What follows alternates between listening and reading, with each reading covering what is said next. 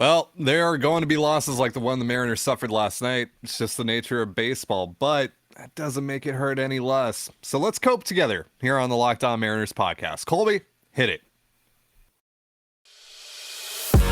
You are Locked On Mariners, your daily Seattle Mariners podcast. Part of the Locked On Podcast Network, your team every day. It is Friday, April 22nd, 2022, and this is the Locked On Mariners podcast. Thank you so much for making us your first listen of the day. We are free and available on all platforms. I am your host, Ty Gonzalez, joined as always by my co-host, Colby Patno. Be sure to follow the show on Twitter at LO_Mariners. You can follow me at Dane Gonzalez, it's DANEGNZLZ, and Colby at CPAT11, that's CPAT11. Be sure to also check out our Patreon, where we talk about the Mariners even more, and also get into some non-baseball talk twice a week. Visit patreon.com/control the zone for more information on that if you are interested. And if this is your first time joining us here, welcome to the show. If you like what you hear, give us a follow or subscribe wherever you're listening to this. And if you're watching us on YouTube, hit the subscribe button, turn on the notification bell, give this video a thumbs up, and tell your friends to come check us out, or your enemies. Don't really care. We greatly appreciate it either way. So last night was hashtag not good for the Seattle Mariners. It started out great. First inning, 5 runs, couple of home runs, a 3-run shot from JP Crawford, a 90-grade bat flip. But from that point forward, the Mariners offense did not score again until the bottom of the 8th to tie things up at 6-6. Marco Gonzalez was cruising for a while. Changeup was looking nasty. He generated 16 whiffs in this game.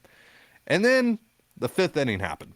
Couple errors from JP Crawford, and things just fell apart. The Rangers had been chipping away a little bit at the lead before then, but it all came to a head there. And yeah, it kind of just set the tone for what ultimately was a very frustrating end to this game for the Mariners. And they end up not being able to sweep the Rangers when really they should have been. Yeah, it's just not. It's just one of those nights. It doesn't make it any less frustrating when it's happening, knowing that it's one of those nights. But it was just brutal because Marco was really good. He was cruising, had a little bit of a hiccup in the second inning, gave up a couple doubles, but really he was cruising. It looked like he was going to go 6-7 innings, allow 2-3 runs, and hand it over to the bullpen. Exactly what we wanted him to do yesterday when we talked yesterday. The changeup was great. As we said, it needed to be against the right-handed heavy lineup. And it just all kind of fell apart there in the 5th. Marco did make the one mistake. He threw a cutter that just kind of stayed in the middle of the plate, and that was the big blow, the 2-run homer. But other than that, Marco was pretty good. And, it's not hard to see or understand why, Marco might lose his concentration when JP Crawford's booted 2 balls and he should have been out of the inning 15 pitches ago. So it's unfortunate, but I think if you're blaming Marco for this loss, and I saw some people were, you completely missed the point. I don't know what you were watching. Marco was not the problem. And it's easy to point at JP and his 2 errors, and those were huge. And JP himself took blame for this loss, saying that it's on him. The real culprit here was, once again, the Mariners' inability to get the big hit with a guy in scoring position. At least consistently. They had runners on all night, and they were going up against a bad Rangers bullpen, and they just could not add on. Hearn gave up 5 in the first, and they score 1 run in the next 8 innings off of Taylor Hearn, Albert Abreu, Brett Martin, Spencer Patton, and Matt Bush. And Joe Barlow. Yeah. They walked 11 times in this game, and they couldn't get the big hit after the first inning. Plenty of opportunities, but blaming Marco Gonzalez or blaming the umpire, who was terrible, don't get me wrong, I think you're just missing the point entirely, though. That was not the issue. Was the offense going silent after a big loud first inning, and we're kind of getting to a point now where if the Mariners aren't getting home runs with guys on base, they're not getting anything. So it's concerning. Well, concerning is not the right word. It's a pattern that's starting to repeat itself. But yeah, at the end of the day, these type of games happen. You still won the game or won the series. But it is frustrating when you had the sweep and you could kind of start to build momentum. And we know how difficult May looks on the schedule. So stacking every win you can before that moment would be huge. So it's a whole lot of frustrating things happening, but it's baseball. It happens, and there's not much we can do about it. Hand wringing is only going to take you so far. I will say also Jesse Winker had a horrendous night out in the field. He didn't make any errors, but he came up on a medium deep fly ball and just kind of stood there flat footed to catch it. Didn't try to get his momentum going home. Just didn't even give him a shot to throw the guy out at the plate. He allowed Mitch Garver to score from first base on a double that didn't kick into the corner or anything like that, just because he was just kind of lackadaisical about getting the ball. They picked on Winker last night. The Rangers did. And I think it's fair to ask if maybe the offensive struggles are starting to manifest themselves in the field for Winker, because it was unacceptable effort from a guy who's supposed to be one of your leaders. And you can't carry that stuff with you out into the field, which I know is easier said than done, but you got to do it. So it was not a good night for Jesse Winker either. Yeah, 2 for 11, I believe, with runners in scoring position for the Mariners in this game, and I believe this is courtesy of Tyler Wicke, friend of the show, writer over at the Tacoma News Tribune. The Mariners are now 0 for 6 with bases loaded, and they had bases loaded again last night in the bottom of the 8th. Obviously 2 outs, but Tom Murphy able to work a walk. Was it Abraham Toro? Toro yeah, walked. Toro walked, right, and then it was Murphy grounded out. Struck out. Struck out. Right. Yeah. Fastball. Yeah. Okay. Yep. Yeah. I tried, just for context here, I didn't really watch the game last night. I fell asleep pretty early on. I was also recording another show. I tried to catch up on it as much as I could this morning. I tried to watch little bits and pieces of the game. Yeah. It was a frustrating effort from the bits and pieces that I saw. Just no real capitalization on a situation that should have resulted in. I mean, with the way that this game started and the basically the build of this Rangers bullpen and just everything that goes into it, the Mariners should have scored 10 plus runs in this game easily. 11 walks. No team should get away with just giving up 6 runs when walking 11 guys. You just can't allow that to happen. You have to punish the Rangers in that situation. You have to. You absolutely have to. And yeah, there were some bad calls. There were some bad missed calls. There was another one to Julio. There was one to Jared Kelenic. But also, we should probably say here, Julio was not good last night either. Like there were a couple of opportunities where he got very aggressive. He continues to let it go 0-2, 1-2, and he's kind of putting himself in these positions where he's having to rely on working with just one strike to give.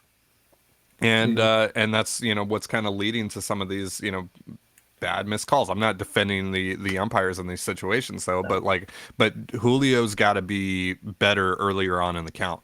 He's got to be better earlier on in the count. He's got to be able to take advantage of, getting 1-0, 2-0, 2-1, etc., and getting to more favorable counts that will lead to more favorable pitches and more mistakes from pitchers that he can ultimately take advantage of. Because when he is making contact, he is hitting the absolute crap out of the ball. It's just he's not getting back to the ball that often. But I mean, like we saw last night, right? In the ninth, he hit a ball on a rope, and unfortunately, Adolis Garcia made a great dive and play to rob him of that hit. But it was another ball over 100 miles per hour off the bat. Like he is going to hit the absolute living hell out of the ball, but it's just, he's not getting those opportunities as much because he is swinging early. He is getting way too aggressive early on in the count. He's not working these at bats consistently. And, the good thing, though, is like with the pitches that he is taking that are getting called strike 3 when they shouldn't be. The good thing is he is taking those pitches. He's taking close pitches. He has a good eye for the strike zone. It's just he's getting too aggressive early on in the count. It's putting him in these unfavorable situations, and it's leading to some of these issues. I'm I'm still not of the belief. I saw last night a lot of people, or well, looking back through my feed today, I saw a lot of people saying like Julio's not ready. It's just he's not ready. You should send him down once Mitch Haniger's back, etc. I don't think that that's the case. I don't think we know that yet. He has looked bad, but but it's only been 13 games, and if he can just be a little more patient early on in the count, I think that would change a lot of stuff for him. I think he'd be in a much better position than he is right now, and I think that's just something that he's got to learn. And I think that the only way that he can really learn that right now is being up here. And then if it continues for another few weeks, then yeah, you send him down. But right now, because like, who are you bringing up for him right now? Steven Souza? Yeah. No. Billy Hamilton? Like, what are they going to do for you offensively? No, I tell you, Billy Hamilton probably would have saved the Mariners a run over Dylan Moore last night, but we're not going to dive into that again, although I could. But yeah, it's one of those things where it's like, where's the better option? He doesn't exist. And this goes back to one of my biggest gripes of the offseason is that they didn't add that veteran outfield, just kind of filler guy. You know what I mean? Like, yeah, where is Mark Canha, Tommy Pham? Like, where is that guy? Because right now, the Mariners are relying far too often on Julio and Kelnick to come up in these big spots, and they're just not going to produce in that opportunity right now, not very often at least. So they needed a safety net there, and we talked about how vulnerable they were because, well, Haniger's not exactly the healthiest guy, and if Haniger goes down and you're relying on two of those three every single night, you're going to have games where it's going to be bad. It's going to cost you. And obviously we didn't foresee COVID for Haniger, but it's still, they didn't prepare themselves for this. And even if like you send Julio down, like what's the option? Taylor Trammell is hurt. And Kyle Lewis hasn't started playing yet. And even if those were two viable options at this stage, even if they were both healthy, you feel better about either of them than Julio? I mean, Lewis maybe, but Lewis isn't healthy. So yeah, you're just going to kind of roll with this, at least for a little while, and we'll see. And obviously, again, not having Luis Torrens and Mitch Haniger hurts. So maybe those are the guys who are coming up with those game situations late in the game instead of Kelnick pinch hitting or instead of Julio. So yeah. We'll see how it goes, but I mean, last night there's just a lot of things to be frustrated about, but it's time to move on. It's time to. It's game 13. It's game 13, right? Like we got 140. We have 149 more of these. The Mariners are still 7-6. They are one game off of the best record in the American League right now. Like a lot of teams are hovering around 500. It's April. Like, I don't know what else you want me to say here. There is nothing to really get up in arms about right now. This team's in a decent enough spot, and there's still a lot of room to grow, and there's still a lot of stuff that you can feel pretty confident is going to change in the right direction for the Mariners as well. Jesse Winker, Julio Rodriguez, a couple of guys that we talked about today. I think those guys are going to get back on track, particularly Winker. And as far as Julio goes, I would be more concerned if he wasn't making hard contact consistently, and if he was just chasing bad pitch after bad pitch. And yeah, he's chased a little bit, but that's going to happen. A lot of guys are going to do that. But he's shown good enough discipline that, for a rookie, I feel pretty confident that with some tweaks, he's going to figure some stuff out here. So it's not time to jump off of the Julio train here for now. We'll see in about a few more weeks. I would say I would give it a few more weeks, a couple more weeks at least. All right, so up next, we are going to be talking about some of those games that got postponed that the Mariners were supposed to play before the lockout happened, and MLB canceled those games. Wink, wink. But what happened to those games? Where are they now? When are the Mariners going to play those? We're going to be talking about that in just a moment. But real quick, a reminder, this episode of Locked On Mariners is brought to you by Built Bar. This is the time of year that I've pretty much given up on all of my New Year's resolutions, but not this year. I'm sticking to my resolution to eat right thanks to Built Bar, and it almost feels like it's not really a resolution because I actually enjoy eating them. They are low calorie, high protein, so replace your candy bars with these. They are better. A typical candy bar can be anywhere from 200 to 300 calories, so go to built.com and scroll down to the macros chart. You'll be blown away. They are high protein, low cal, like I said, high fiber, low carb. Most Built bars contain 130 calories, 4 grams of sugar, 4 net carbs, and 17 grams of protein. And again, compare that to a candy bar, which usually has around 240 calories, 30 grams of sugar, and dozens of net carbs. There are so many amazing flavors to choose from, including mint brownie, coconut almond, and new for this month, white chocolate cookies and cream. So go to built.com, use promo code LOCKED15, that's LOCKED15 to try some for yourself. Again, that's LOCKED15 for 15% off your order at built.com. This episode of Locked On Mariners is also brought to you by Blue Nile. Whether she prefers a statement piece or everyday subtle elegance, BlueNile.com has fine jewelry options for every mom. Mark Mother's Day with something enduring: classic diamond stud earrings, elegant tennis bracelets, birthstone pendants, and so much more. This Mother's Day, give mom something she'll treasure forever with fine jewelry from BlueNile.com, and Locked On Sports listeners get $50 off $500. This podcast exclusive is only good through Mother's Day. Use promo code LOCKEDON, that's LOCKEDON, plus every order is insured, ships free, and arrives in discreet packaging that won't give away what's inside. That's pretty convenient if you're like me and live 1,000 plus miles away from mom. So shop stress free and find your forever piece. Go to BlueNile.com today. Thank you for listening to the Locked On Mariners podcast and for making us your first listen of the day. For your next listen, check out the Locked On Now podcast, recaps of MLB games with analysis from our local experts, including myself, taking fans through the season like no other network. It is free and available wherever you get your podcasts, just like us. So remember, the Mariners were actually supposed to open the season at home at T-Mobile Park. They were supposed to open it up against the Tigers, and then they had a 2-game set with the Angels, but those games ultimately got canceled, according to Rob Manfred, and then eventually postponed, which is what they were always going to be. They were always going to be postponed. We're still having a 162-game season, but what happened to those games?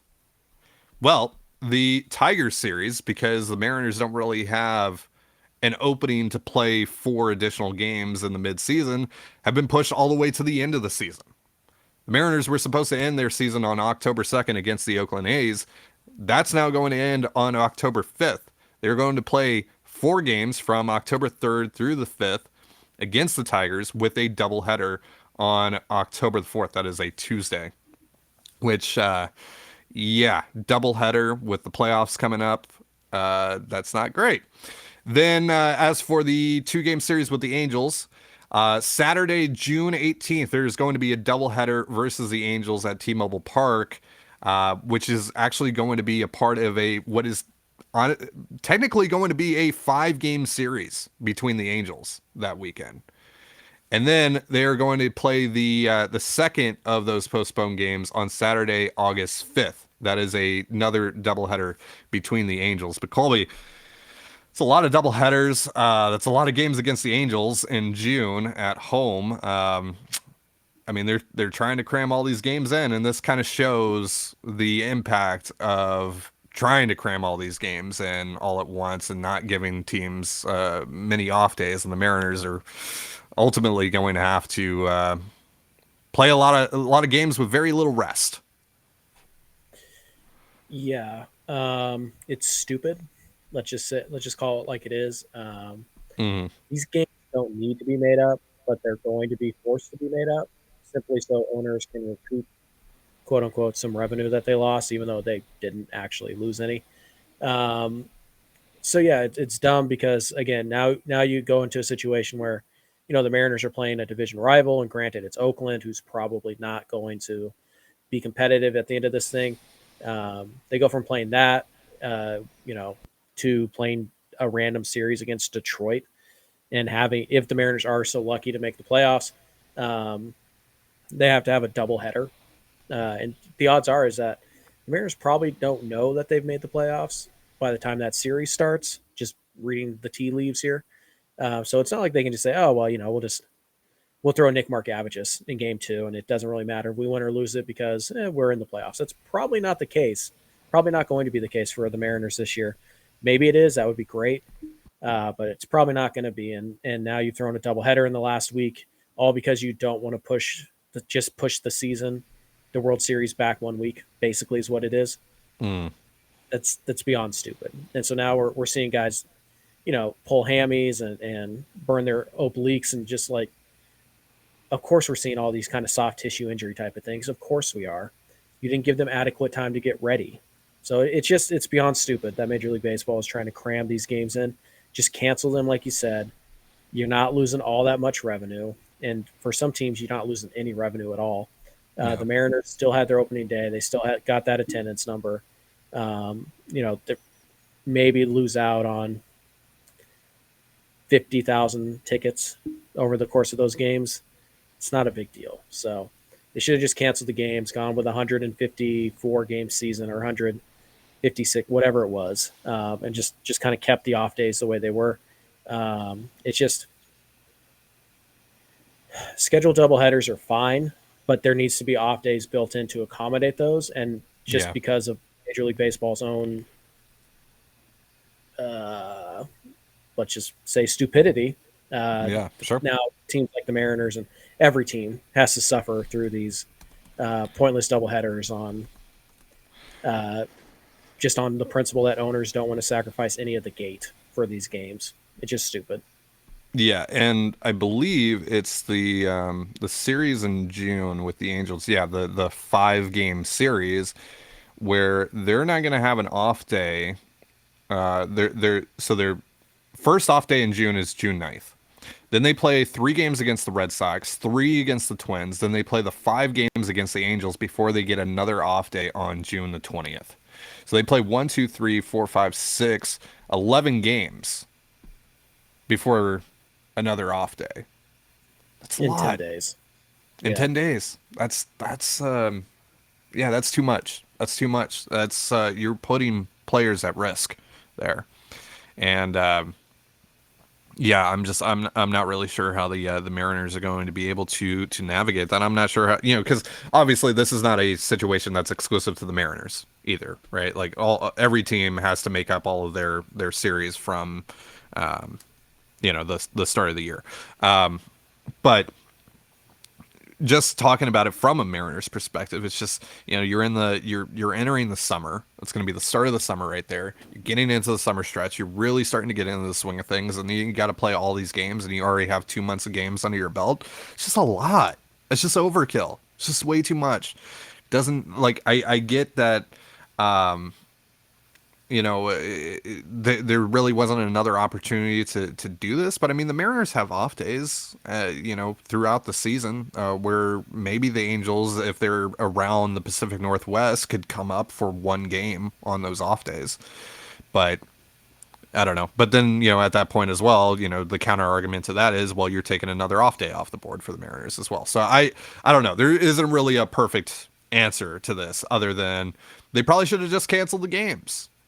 Yep. Or they should have moved the World Series back, like you said, but, how,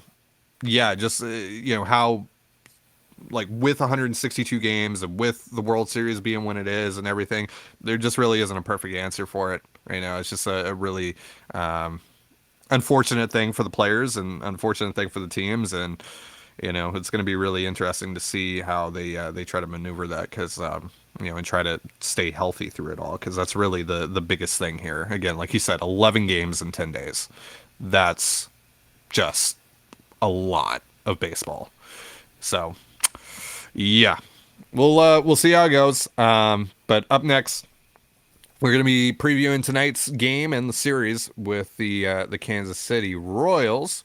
Real quick, though, a reminder, this episode of Locked On Mariners is brought to you by BetOnline. BetOnline.net is your number one source for all your betting stats and sports info. Find all the latest sports developments, league reviews, and news, including this year's basketball playoffs and the start of the Major League Baseball season.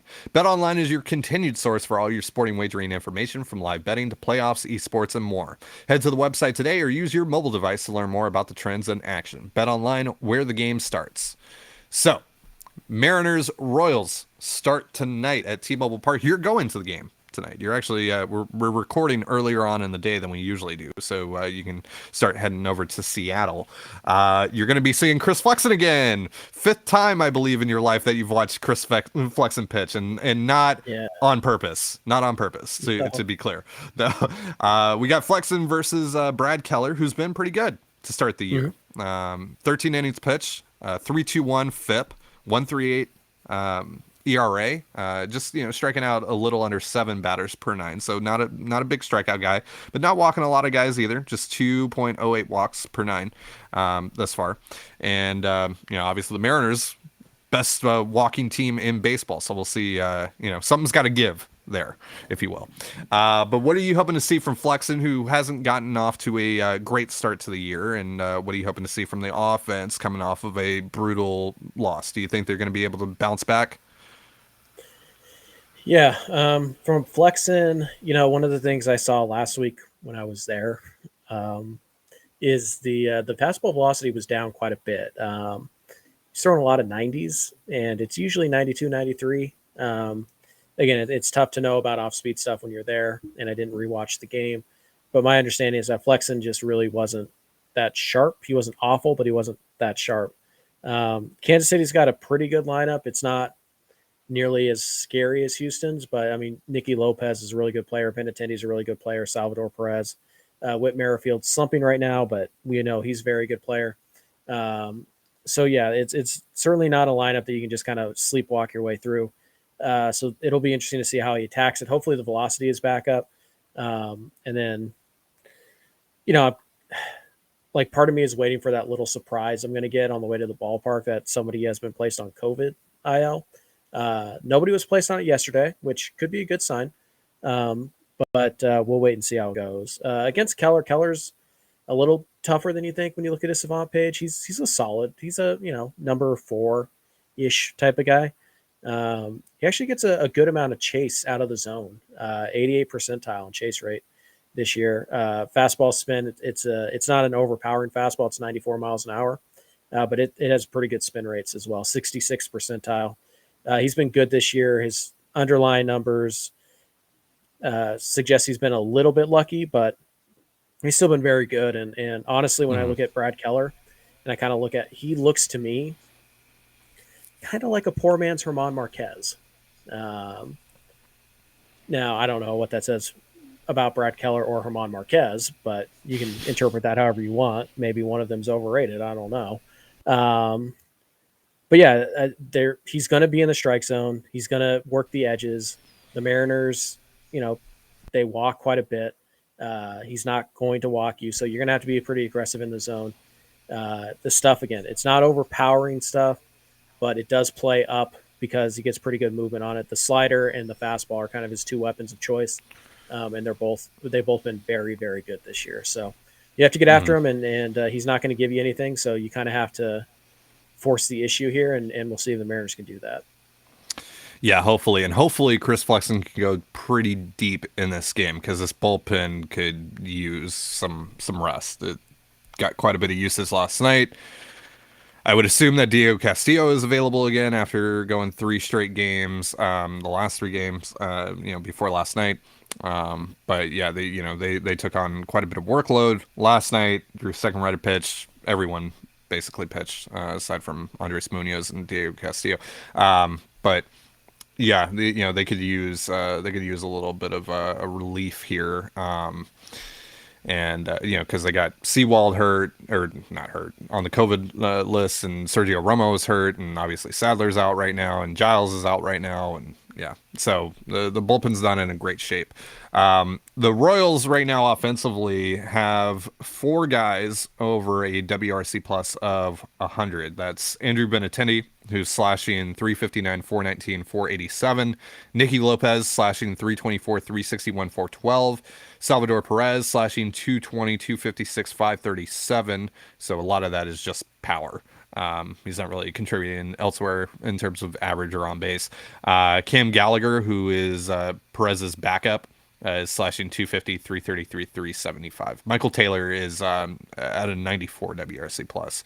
He's 226, 314, 323. The thing about the Royals, though, they're going to steal a lot, or they were going to try at least. And they already have 8 stolen bases. Big part of that is Alberto Mondesi and Whit Merrifield, but Nicky Lopez can also steal some bags as well. Mm-hmm. Michael Taylor, of course, is going to steal some bags. And here we are again, another great defensive center fielder. Lovely. Amazing. Yeah. And don't sleep on Benintendi, who's also a great defensive left fielder and can steal some bags too. So, yeah, Kansas City's kind of a difficult matchup for Seattle because Mariners pitchers don't seem to care whatsoever about controlling the run game or even trying to. So this is a tougher matchup than just, maybe the numbers would suggest. And I think Kansas City's a little bit better than people think, but I also think that the way that they built their team is a particular issue for a team like Seattle. Yeah. And the Mariners, of course, don't really care about the run game whatsoever. Their pitchers do not really care at all to check on the run game, and the catchers are not really capable of making up for that either. There's been a couple good plays here and there. Luis Torrens made caught a guy stealing. Cal Raleigh fired a seed over to second a couple nights ago, but yeah, overall this group is not great at controlling the run game. They control the zone, but they do not control the run game whatsoever. So that could cause some problems. The good thing is, like you mentioned, Whit Merrifield right now is slumping. So try to keep him off base as much as possible, because right now he is slashing just 136, 174, 159 for a WRC plus of, wait for it, -7. This is the guy the Kansas City Royals wanted Jared Kelenic or Julio Rodriguez for, reportedly. That's that's something. Adalberto Mondesi, who also is going to be one of the biggest base stealers on this team, only slashing 135, 179, 135 with a WRC plus of -10. So hopefully those guys do not get on base a ton in this series, because if they do, that'll create some problems. But if they don't, you should be in pretty good shape. Yeah, make sure you guys watch Adalberto Mondesi this weekend. He is the eventual Dylan Moore replacement in July. So there you go. Keep that in mind. He's better than Dylan Moore, who had a terrible night last night. Shocking, I know, but there we go. Just have to have that guy on the roster. So much more valuable than Billy Hamilton. So much more. Anyways. Just had to get it in there. Just had to get you a little dig in there. There's nothing wrong with Dylan Moore that changing his swing entirely cannot fix. Hey, it's been over a week since you last took a shot at Demo, so it was coming. It was coming. The pitching matchups next 2 days, we got Matt Brash versus Chris Bubich tomorrow night, and then Robbie Ray against Carlos Hernandez before the Mariners hit the road and go to Florida to play the Rays and the Marlins next week. It's going to be a fun road trip. Looking forward to it. So that is going to do it for our show today. Thank you so much for making us your first listen of the day. We really appreciate the support. For Colby Patnode, I'm Ty Gonzalez. Be sure to give us a follow on Twitter at LO_Mariners. You can follow me at Dane Gonzalez. That's DANEGNZLZ. And Colby at CPAT11. That's CPAT11. You can also find all that stuff in the description of this episode. And thank you again, like I said, for making us your first listen of the day, just like you do here every day. Now make your second listen of the day Locked On MLB. That's where Paul Francis Sullivan, and please call him Sully, brings you his unique perspective on the Major League's present and past. It's free wherever you get your podcasts, just like us. So have yourself a beautiful baseball weekend, and we will see you on Monday. Peace.